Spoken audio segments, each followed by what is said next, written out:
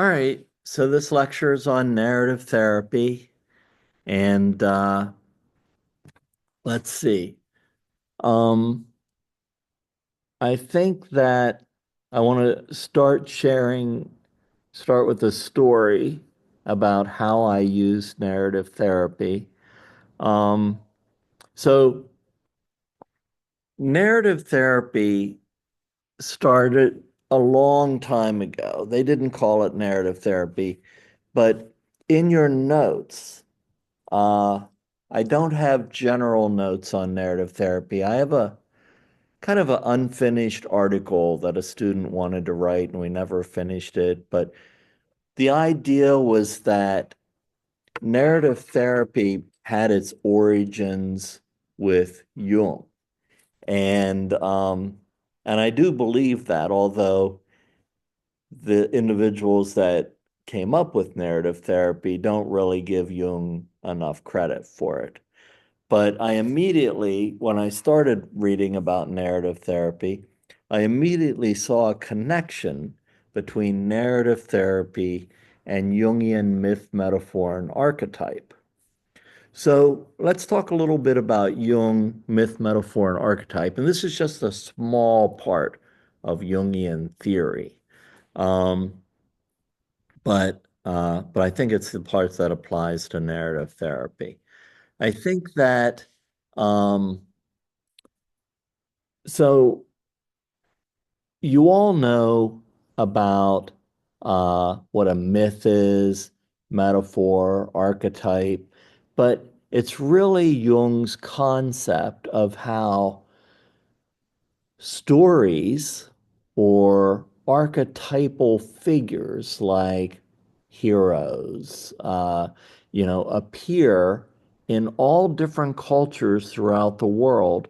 And even though the names are different and aspects of the stories are different, the themes remain the same across cultures that never interacted with each other. So, you know, Australian cultures, so Aboriginal cultures, have very similar archetypes and heroes, stories of hero journeys, as Native Americans in North America or South America or Europe. So these cultures did not come into contact uh, until in the big picture a short while ago. But their stories, their cultural stories, their myths, their legends, uh, all had very similar themes and similar kinds of heroes. Um, okay, so when we think about this, let me give you an example of some. So, usually, the hero goes on two journeys. One journey is an external journey. They have to overcome monsters and obstacles and struggles in order to overcome this external challenge, whatever it is. And that's called kind of the mythic journey. But they also go on an inner journey. Some would call it a spiritual journey. Some would, just call it the inner hero's journey. And they have to overcome their internal struggles in order to become the hero they were always meant to be. And these stories speak to each and every one of us because every human being is on a journey. And every human being is a hero. And every human being has to overcome struggles in real life and internal struggles as well.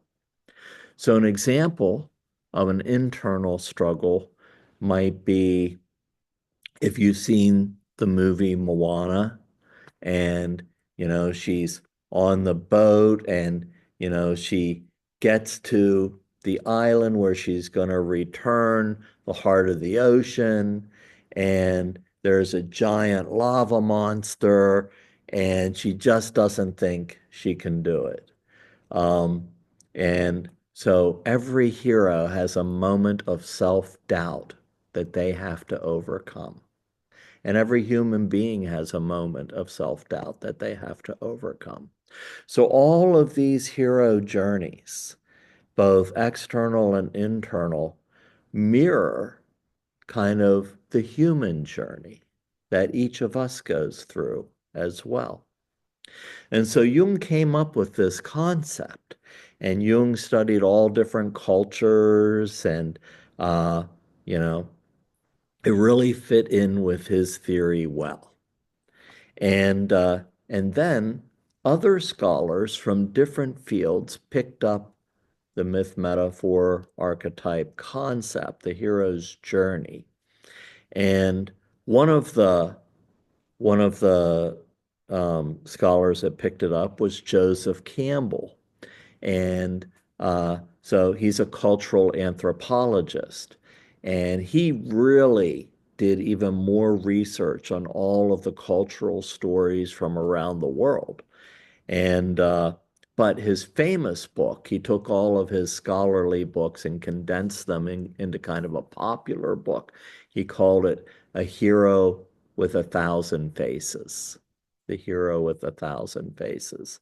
And so, it's really about the human journey and how, all so many cultural stories have the same theme, but, in uh one culture, the hero might look like Hercules.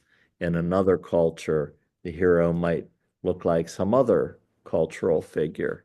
So, but it's a similar human story. And then um, a scholar named Northrop Frye, who was an English literature scholar, said, okay, well, that's true with all of these um, older legends, that might be hundreds of years old. But it also takes place in new books that people are writing. So he looked at Shakespeare and Milton and Canterbury Tales and all of the different, you know, classics that were written that happened much later than these cultural stories, these legends. And he said it even takes place in new novels, and we can see that in Disney movies. And so he applied it to any novel, any journey. Uh, and but all of the characters have different personalities, different makeups, uh, different faces, like a hero with a thousand faces. And then what is his name? Oh, hmm, I have to think of his name. Paul Ricoeur uh, was a theologian, and he applied it to all types of religious scriptures. And it became a big movement, at least in the Christian church, but you can apply it to any. So I studied cross-cultural religions, and the hero's journey takes place in every religion. Um, so it's kind of interesting. Uh, so Paul Ricoeur applied it to religion and scriptures and religious texts. And yeah, so it really is interesting. But from a psychological point of view, of course, the most interesting part is the psychological part, that we each have this internal journey and we each have internal obstacles that we have to overcome. And there's some things in the journeys we can control. There's other things in the journeys that we can't control. And of course, we have to understand the difference.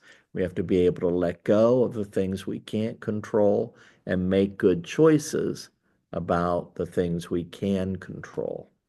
And that applies to both the external journey in our lives and the internal journey as well. We can't change what's happened to us in our past. That's out of our control. But we can decide how we're going to react to it and how we're going to overcome various negative experiences. All right, so that kind of leads us up to narrative therapy itself. So I'm going to give you an example first, and then we're going to talk about how narrative therapy works. Um, and so when I see anybody under 18, even adults too, but especially people under 18, uh, I use a lot of expressive arts therapy. And of course, expressive arts therapy was started, or a lot of it was started with Natalie Rogers, who was Carl Rogers' daughter. And she explored all different types of expressive arts, drumming, and, you know, the shadow self, which is Jungian, and painting, and music, and dance, and sculpture.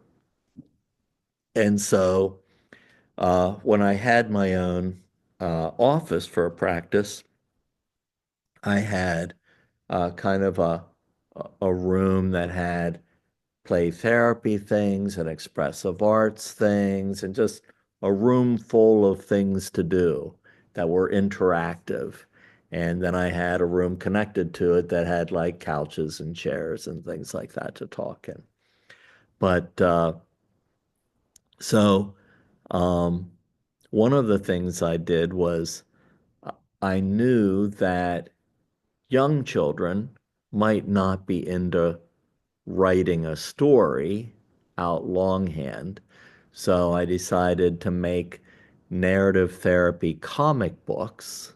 And so I created, if you've ever seen a comic book, I made all kinds of different size squares and rectangles and bubbles on a page. So it looked like a blank comic book, and they could pick whatever pages they wanted. And they can draw and they can write in the bubbles what its own says say. Um, so, um, so I had a client. She was a 12-year-old girl. Uh, Her mother had passed away years before I saw her, but she had a great relationship with her dad. She would go to school, the dad would go to work, they'd come home, they'd make dinner together, they'd do the dishes, they'd take turns. Um, but of course, eventually the father met somebody else and got married, and she had a stepmother, and they didn't get along at all. In fact, they were arguing so much that everybody was wondering, wow, was this a good idea? And so they sent the 12-year-old girl to me. And so I said, okay. She told me the story and everything, and how they got into arguments about chores and what she should be doing, and especially when the dad wasn't there. And you know, so I said, well, you know, can you think of any story? It could be like a movie or a book you read or anything, any story that reminds you of what you are experiencing now. She thought about it and she said, yeah, there's a story that's exactly like mine. It's Cinderella. And of course, she had seen the Disney Cinderella movie. And so we processed Cinderella, evil stepmom. Uh, Cinderella had to do all the chores, never got to go do the fun stuff. And, you know, so I said, well, I don't know if there's any fairy godmothers or not, but maybe we can work on some things together that might help you a little bit. So I said, okay, well, when you argue and things get really escalated, what happens? She said, well, I go upstairs and I go to my bedroom and I slam the door and I just stay in my room. I said, okay, so your room is kind of like your safe place. She said, yeah. And I said, okay, well, if that's what happens, why don't you make your room the best place it could possibly be? So that at least if you're there and you're upset, you might be able to calm down, relax, and be happy where you're at. So you could clean it and decorate it and make it the place you really want it to be. She thought that was a great idea. So the next week she comes back. I say, hey, how'd it go? She says, well, I did. I cleaned my room. I decorated everything. I remodeled. It's beautiful. I love being there. And you know what? When I did that, my stepmom and I really got along well because she was happy with what I did with my room. And, you know, she had been asking me to clean my room, but I just saw it as a chore. And I said, okay, that's great. So let's rewrite your story using this narrative comic book. So that was the first chapter of the new book, things that she had control over that ended well. So she draw herself cleaning the room and, the stepmom being happy and all of that. And I said, okay, well, that's great. Uh, what are you going to do for this next week? What was it like before your stepmom entered the picture? What did you do with your dad? She told me how wonderful it was and how they would work together on things. And sometimes he'd make dinner and she'd do the dishes, or sometimes it was the opposite. And I'm like, well, do you still do that? And she's like, no, I haven't done that since, the stepmom came along. And I'm like, wow, well, what would happen if you went back and did the same exact thing when it was just you and your dad? Only you did it now. Do you think anybody would mind you helping with the dishes or helping to prepare dinner or setting the table? Whatever you choose to do. Doesn't have to be all of those. She said, yeah, I can try to do that. I kind of miss spending time, helping out. And so next week comes along. How'd it go? Oh, well, my stepmom was so happy I was helping with the dishes. And we even got to talk a little bit. And she told me what her childhood was like and where she came from. And, it was not that bad. Let's add chapter 2 to your book. And this went on until, you know, she was able to make decisions on her own. And she realized that no, not everything was in her control. She couldn't change her stepmom, but she could change the things she did.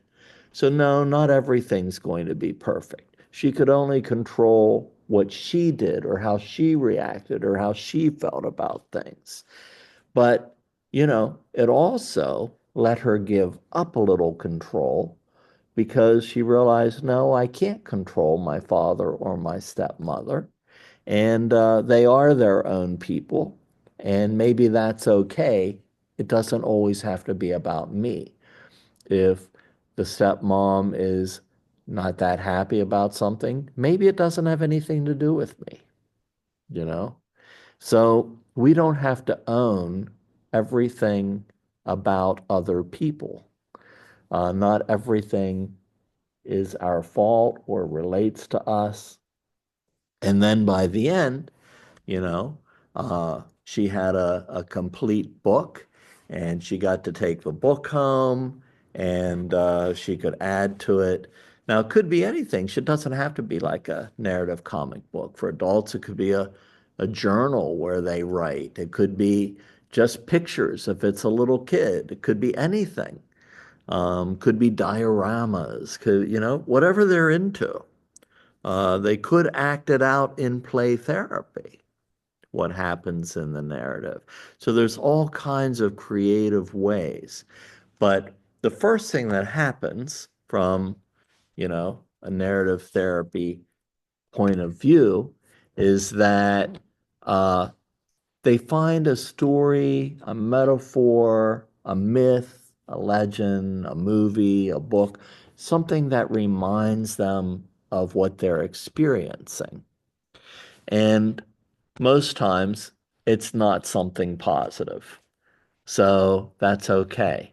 And then once we talk about kind of, how this relates to them, I say, okay, well, this has a lot of similarities. I acknowledge the similarities in what they shared. I said, but you know what? You're a different character than the one in the book or the movie that you saw. And you can make your own life choices. So let's write your own book. Okay. And we go through each step each week, things that they could do to rewrite their story in a positive way, overcoming those external obstacles, but also overcoming some of those internal obstacles as well. So they learn about themselves while they overcome all kinds of internal and external obstacles. So that's pretty much how I use narrative therapy. So, any questions or thoughts or reactions on that?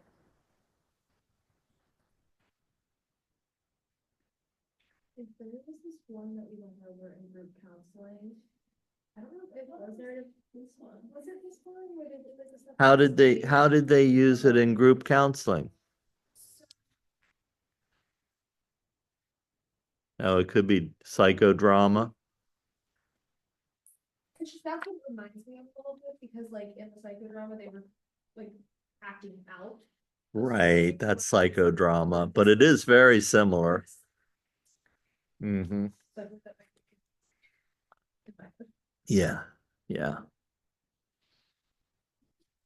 Counseling where it was in a family and they had one family member, they were all going through the same like situation. And they had one family member tell it from their perspective and the other Yeah, their- and he explained it as two different stories. yeah. Like that's your story, that's your story. And like, is that just like another way of using narrative therapy? Like, is that technically? So I think Virginia Satir started that so they could hear each other's perspective. So if I tell my story, I'm really sharing the way I see things in a story. But then I also have to listen to my kid's story or my significant other's story. And they're all slightly different, but they all have a common thread. Yeah, so how do we bring those stories together? So is that technically? So it's Virginia Satir, but it's very similar. Just like psychodrama's acting it out, that's very similar. They're all very similar, yeah. So you're seeing similarities, definitely. Online, any questions or comments about narrative therapy? Have you ever heard of it or seen it or anything?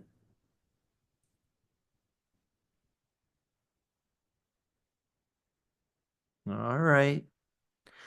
Well, that's narrative therapy. And you're going to be writing your papers this week, and it sounds good. So, any questions about anything? All right. Shama, you did turn some stuff in. Stick around. We'll go over it together and I'll give you your points. But then I won't have to write everything, okay? We'll just talk about it.